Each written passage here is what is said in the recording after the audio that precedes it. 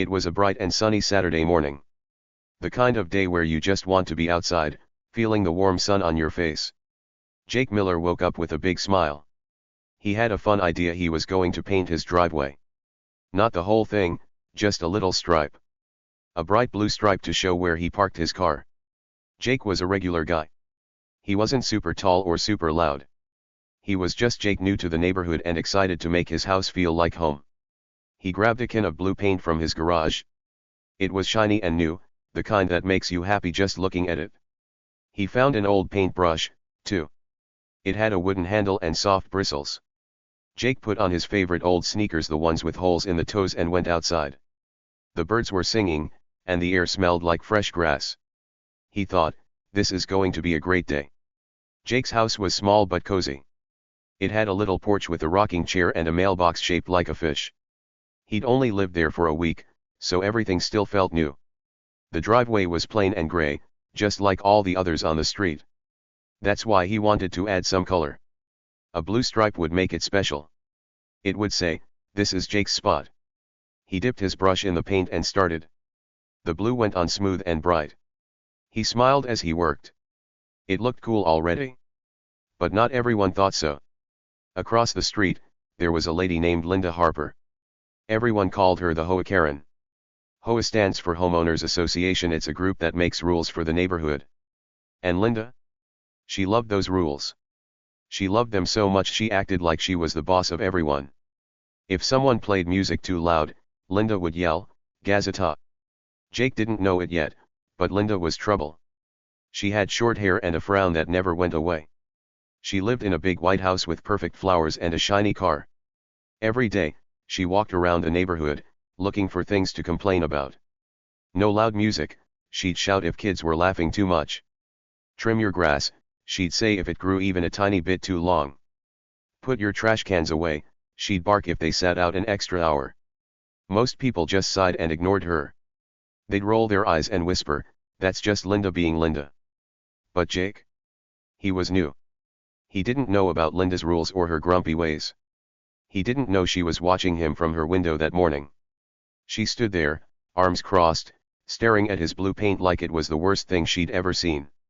Her eyes got narrow, and her mouth turned into a thin, angry line. Paint?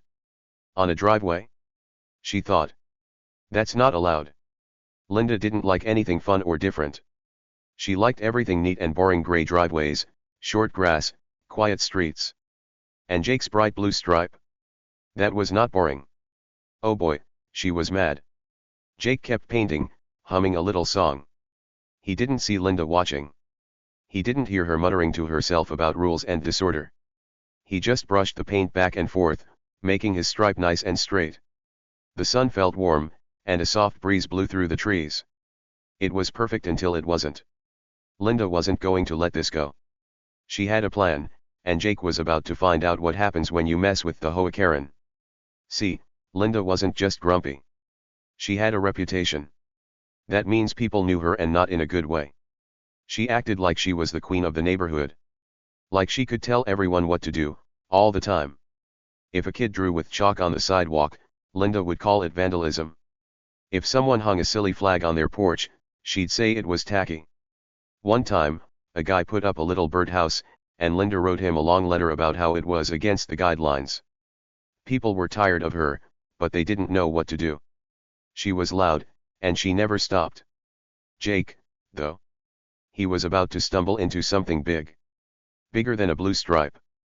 Bigger than a grumpy neighbor.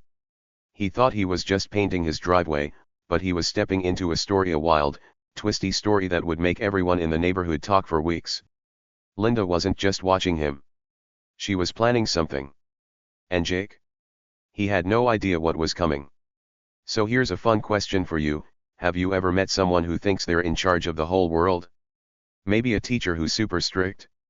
Or a kid who bosses everyone around? I bet you have. Well, Linda was like that, but worse. And this story? It's about to get super exciting. Stick around, because you won't believe what happens next.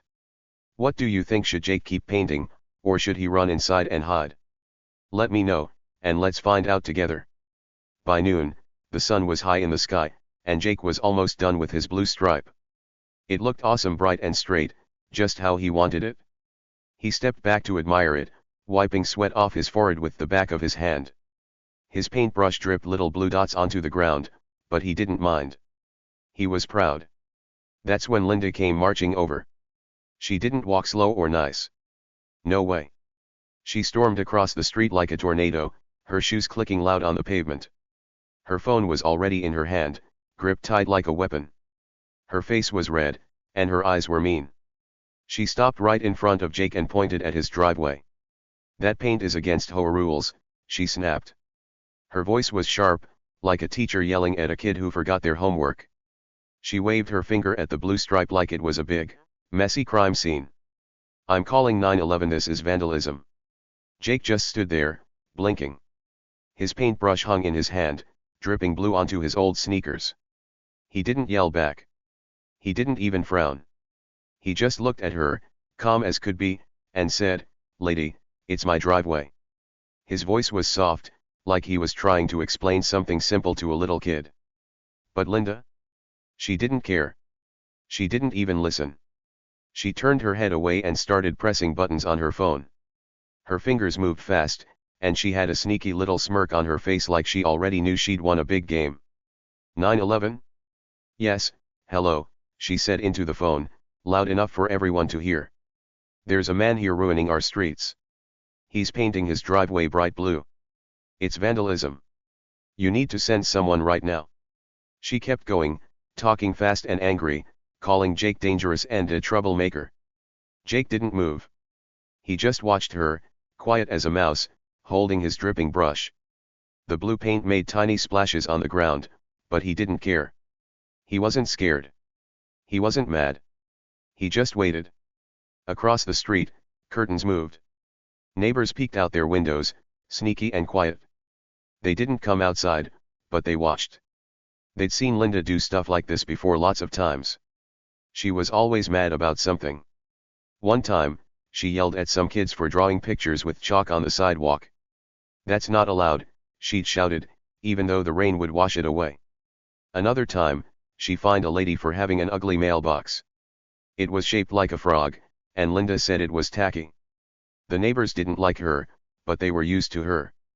They'd whisper to each other, "Oh, that's just Linda again," and shake their heads. But Jake? He was different. He didn't know all this yet. He was new, and he didn't argue. He didn't shout back at Linda or tell her to go away. He just stood there, watching her talk on the phone. His face was calm, but his eyes were sharp like he was thinking hard about something. Linda didn't notice. She was too busy smirking and talking to the 911 lady. "Hurry," she said. "This is an emergency." The neighbors kept peeking. One old man with glasses leaned close to his window, squinting to see better. A mom with a baby on her hip stood behind her curtains, shaking her head. They'd seen Linda call people names before. They'd heard her complain about everything: loud dogs, messy yards, even a kite that got stuck in a tree. But calling 911 over paint? That was new, even for her. They whispered to each other, quiet so Linda wouldn't hear. "She's crazy," one said. "Poor guy doesn't know what hit him," said another. Jake heard the whispers, but he didn't look at the windows. He kept his eyes on Linda. She was pacing now, back and forth, still talking on the phone. "Yes, blue paint. It's awful. He's ruining the whole neighborhood," she said. Her voice got louder and louder, like she wanted everyone to hear how mad she was. Jake tilted his head a little, like he was curious. The blue paint on his brush dripped again, plop, plop onto the driveway. He didn't try to stop it. He just waited. Linda hung up the phone and turned to him, her smirk bigger than ever. "The police are coming," she said, crossing her arms. "You're in big trouble now." She sounded so sure, like she'd already won a prize. Jake didn't say anything. He didn't smile or frown. He just nodded once, real slow, and looked at his blue stripe. It was dry now, shining in the sun. He liked it. He didn't care what Linda thought. But here's the thing: Jake wasn't as clueless as he looked. He wasn't just some guy with a paintbrush and a fun idea. There was more to him, something Linda didn't know. She thought he was quiet because he was scared or dumb. She thought she could boss him around, just like she bossed everyone else. But Jake? He had a secret. Not a big, loud secret, not yet. Just a little one, tucked away, waiting for the right moment. The neighbors didn't know it either. They watched from their windows, feeling bad for the new guy. They thought Linda was going to win, like she always did. But something was different this time. Jake's calm face, his sharp eyes, the way he didn't fight back, it wasn't normal. Most people yelled at Linda. Most people got mad. But Jake? He was too quiet. Too still. And that made everything feel a little strange, like a storm was coming, even though the sky was clear. Linda didn't see it. She was too busy feeling proud. She stood there, hands on her hips, waiting for the police to show up. She thought they'd take Jake away, maybe even put those silver handcuffs on him. She could almost see it in her head, Jake in trouble, her in charge, the neighborhood perfect again. She didn't know she was wrong. She didn't know Jake wasn't worried at all. So what do you think? Was Linda right to call 911, or was she just being mean? Jake didn't fight her, but maybe he didn't need to. Stick around, this story's about to get wild. The cops came quick. Really quick. The sun was still high, and Jake was standing by his driveway, holding his paintbrush. Then, a police car rolled up. Its lights weren't flashing, but it was loud enough to make everyone look. Two officers stepped out. One was tall with a big hat, and the other was shorter with a shiny badge. They walked over, their boots making thumping sounds on the street. Linda saw them and got excited. She waved her arms like she was calling a lost dog. Over here! Over here, she yelled, her voice all high and happy. She was so smug, like she'd already won a big prize. Arrest him! Linda said, pointing at Jake. She bounced on her feet, her face all tight and mean. He's breaking every rule we have. She kept pointing at the blue stripe on Jake's driveway, like it was the worst thing ever. The officers turned their heads. They looked at the driveway first. The blue paint was dry now, shining bright in the sun. It didn't look bad, it looked fun. Then they looked at Jake. He was just standing there, calm and quiet. He shrugged his shoulders, like it was no big deal, and said, "It's my property. I checked the rules." His voice was soft, not loud or mad. He didn't even sound scared. Linda didn't like that. Not one bit. Her face turned red, redder than a big, ripe tomato. She huffed and puffed, crossing her arms tight. "Your property," she snapped. "This is my neighborhood. You don't get to ruin it." She was yelling now, loud enough for the neighbors to hear. They were still watching from their windows, peeking out like sneaky mice. Some leaned closer, trying to see what would happen. They thought Jake was in trouble. Big trouble. Linda always got her way, and now the cops were here. But then something funny happened. Something interesting. The tall cop tilted his head, like a dog hearing a strange noise. He looked right at Linda and said, "Ma'am, are you Linda Harper?" His voice was slow and deep, not mad or happy, just curious. Linda froze. She stopped yelling. She stopped moving. Her arms dropped a little, and her mouth opened, but no words came out at first. Then she blinked fast and said, "Yes, why?" Her voice was sharp, like she was annoyed.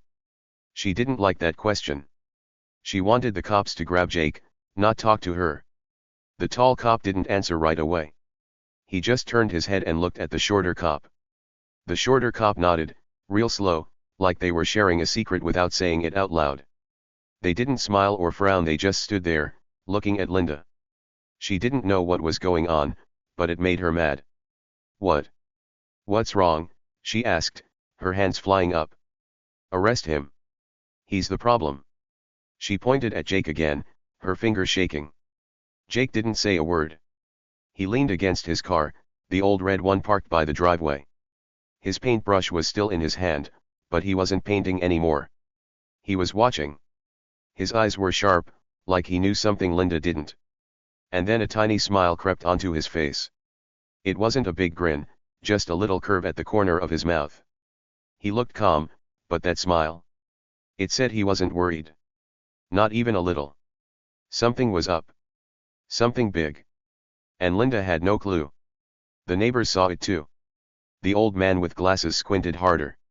The mom with the baby tilted her head. They'd never seen Linda look confused before. She was always loud, always sure. But now, she looked lost. The tall cop pulled a little notebook from his pocket. It was black and small, with a pen tucked inside. He flipped it open and looked at some words written there. The shorter cop stepped closer to Linda, his boots thumping again. "We need to talk to you," he said. His voice was quiet, but it sounded serious. Linda's eyes got wide. "Me? What for?" she asked. She took a tiny step back, like she wanted to run but didn't. Her smirk was gone now. She didn't look smug anymore, she looked nervous. The cops didn't grab Jake. They didn't even look at him much. They kept their eyes on Linda. Jake's smile got a little bigger, but he stayed quiet. He crossed his arms and leaned harder against his car, like he was watching a fun show. The tall cop looked up from his notebook. "We got a call," he said. "Not about paint. About something else." He didn't say what, not yet. He closed the notebook and put it back in his pocket. Linda's face changed again. It went from red to white, like all the color ran away. "A call," she said, her voice shaking. "What call?" "I called you. About him." She pointed at Jake one more time, but her hand wasn't steady anymore. The shorter cop shook his head. "Not that call," he said. "A different one. From this morning." He didn't smile, but his eyes were serious. The neighbors gasped, quiet little gasps from behind their curtains. They didn't know what was happening, but they could tell it was big. Jake didn't gasp. He didn't move. He just watched, that tiny smile still there. He looked like he knew something Linda didn't expect. Linda started talking fast. "This is silly," she said. "I'm the one who keeps this place nice. He's the one breaking rules." She waved her arms again, trying to sound bossy like always. But the cops didn't listen. They stepped closer to her, not Jake. The tall cop said, "Ma'am, we'll explain soon. Just stay here." His voice was firm now, like he meant it. Linda stopped talking. Her mouth closed tight, and she stared at them, breathing fast. Jake tapped his paintbrush against his leg, tap, letting little blue drops fall. He didn't say anything, but his eyes were bright. He wasn't scared of the cops. He wasn't scared of Linda. He looked like he was waiting for something good. The neighbors whispered more. "What's going on?" one said. "Why are they talking to her?" said another. They didn't get it yet, but they could feel it, something was changing. Linda didn't see Jake's smile. She was too busy glaring at the cops. She thought they were there for Jake, but now they were looking at her. She didn't know why. She didn't know what call they meant. But Jake? He knew. Not everything, not yet, but enough. And that little smile. It was growing. Something big was coming, and Linda was about to find out what. The shorter cop stepped forward. He had a little black notepad in his hand, the kind you see in movies. He pulled it out of his pocket slow and easy, like he wasn't in a hurry. He looked right at Linda and said, "Miss Harper, we've been looking for you." His voice was calm but strong, like a teacher who knows you did something wrong. Linda blinked fast. Her eyes got big, and her mouth opened a little. "Me," she said, her voice all squeaky. "What are you talking about?" She sounded mad, but also scared, like she didn't know what was happening. The cop didn't smile. He didn't frown. He just kept his face still and said, "We got a call this morning about you." Linda's head jerked back, like someone surprised her with a loud noise. The cop kept talking, slow and clear. "Seems you've been sending threatening letters to half the neighborhood. Harassment complaints. We were already on our way here." His words were simple, but they hit hard like a big rock dropping into a puddle. Linda's jaw dropped. Her mouth hung open so wide you could see her teeth. She didn't say anything at first, just stood there, frozen like a statue. Her hands shook a little, and her eyes darted around, looking at the cops, then at Jake, then back at the cops. "Letters," she finally said, her voice all wobbly. "What letters? I didn't do anything." She waved her arms, trying to look big and bossy again, but it didn't work. She looked small now, like a kid caught sneaking candy. Jake didn't move much. He was still leaning against his red car, his paintbrush hanging by his side. But his arms were crossed now, and that tiny smile. It was growing. Bigger and bigger, like a flower opening in the sun. He didn't say a word, but his eyes were bright shiny with something fun. He wasn't scared. He wasn't mad. He was happy. And here's why, Jake wasn't just some random guy with a paintbrush. Oh no. He was way more than that. See, Jake had moved into the neighborhood just a week ago. His little house with the fish mailbox was new to him, and so were all the people. But Jake had a job, a cool job. He worked for the county sheriff's office. That's right, he helped the police. He wasn't a cop with a uniform or a shiny car, but he worked with them. He knew rules and laws, and he knew how to help when things went wrong. When he moved in, the neighbors told him stories. Stories about Linda. They said she was mean. They said she yelled at kids and fined people for silly things like frog mailboxes or chalk drawings. They told Jake how Linda sent letters, nasty, scary letters. Letters that said stuff like, "Pay me money or I'll call the cops," or "Cut your grass or I'll make trouble." The neighbors were tired of it. They didn't know what to do. But Jake? He listened. He nodded. And then he found something in his own mailbox. It was a letter from Linda. A mean one. It said his blue paint was against the rules and that he'd be in big trouble if he didn't stop. Jake read it and didn't get mad. He didn't yell or throw it away. He just smiled that tiny smile and made a quiet call. Not to a friend or his mom, to the sheriff's office. He told them about Linda's letters. He told them what the neighbors said. And he asked them to check it out. That was this morning before he even started painting. So when Linda called 911 about his driveway, the cops were already coming. Not for Jake. Not for the blue stripe. For her. They had a big stack of complaints letters from neighbors, all saying Linda was mean and scary. Harassment, they called it. That's when someone bothers you too much and won't stop. The cops had been looking for Linda all day, and now here she was, standing right in front of them. Linda didn't know any of this. Her jaw was still down, and her face was white now, not red. "This is a mistake," she said, her voice loud but shaky. "I'm the good one here. He's the one breaking rules." She pointed at Jake again, but the cops didn't even look at him. The tall cop shook his head. "We've got proof," he said. "Lots of letters. Lots of people saying the same thing." He pulled a paper from his pocket, not the notepad, but a bigger sheet. It had writing on it, tiny and black. The shorter cop stepped closer to Linda. "You've been scaring folks," he said. "That's not okay." Linda's eyes got wet, like she might cry, but she didn't.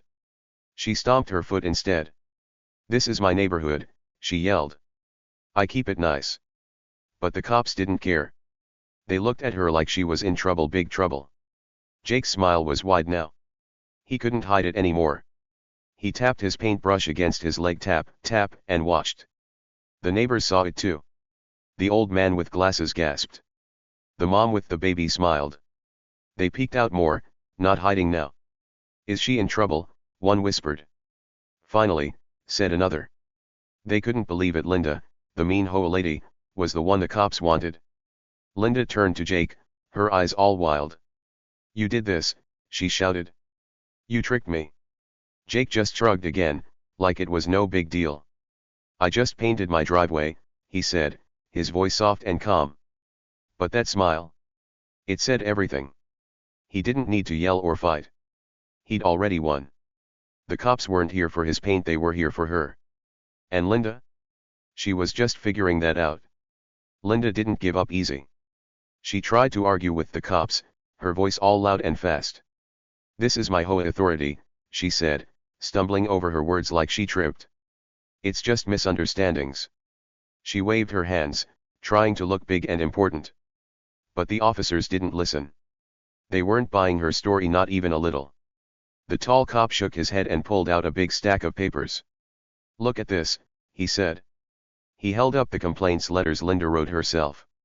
They were full of mean stuff, like threats about fines and lawsuits. Nasty words that scared people. Linda's face went white. She stared at the papers, her mouth opening and closing like a fish. She didn't know what to say.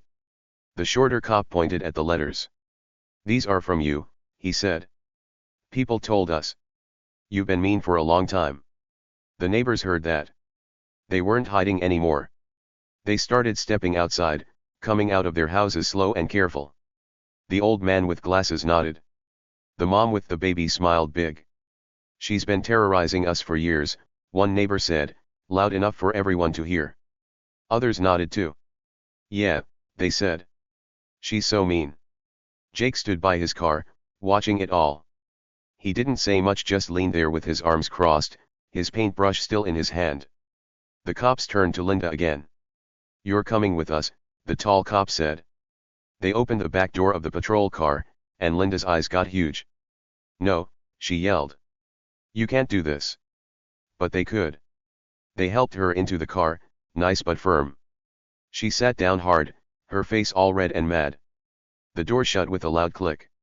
Jake chuckled a little laugh, soft and happy. "Guess the paint wasn't the real crime here," he said. His voice was quiet, but the neighbors heard. They laughed too. Some started clapping, clap, clap, clap, like Jake was a hero in a movie. "Good job," one shouted. "Finally," said another. They looked at Jake's blue stripe on the driveway. It was still there, bright and pretty in the sun. No one cared about it now. They cared about Linda being gone. By the end of the day, the cops drove away with Linda in the back. She was facing charges, big ones. That means she'd be in trouble with the law for a long time. Maybe she'd have to go to court or pay money. The neighbors didn't know yet, but they were happy anyway. They stood outside, talking and smiling. Jake waved at them, then went back to his little house with the fish mailbox. His blue stripe stayed, and no one complained. Linda was gone, and that was what mattered. What do you think? Was it fair that Linda got in trouble? Did Jake save the day? Tell me, I want to know. Wow, wasn't that wild? 1 minute, Linda thought she was the big boss of the whole neighborhood. She walked around yelling, pointing fingers, and acting like she owned everything. She thought she could tell Jake what to do, just like she told everyone else. But then bam, everything flipped. The cops came, and suddenly, she was the one in trouble. Not Jake. Not his blue paint. Linda. Crazy, right? It's like a big surprise at the end of a game, nobody saw it coming. It makes you think. Sometimes, the people who talk the loudest, who act like they're the best, have stuff they don't want anyone to know. Linda was all big and bossy, but she was hiding something, those mean letters she sent. She thought she could scare people and get away with it. But she was wrong. The loud ones don't always win. Sometimes, they fall the hardest. And then there's Jake. Quiet Jake. He didn't yell. He didn't fight. He just painted his driveway and watched. He was calm, like a turtle sitting on a rock. But he was smart too. He knew what to do, and he turned everything around. The quiet ones. They can be the strongest. They don't need to shout or show off.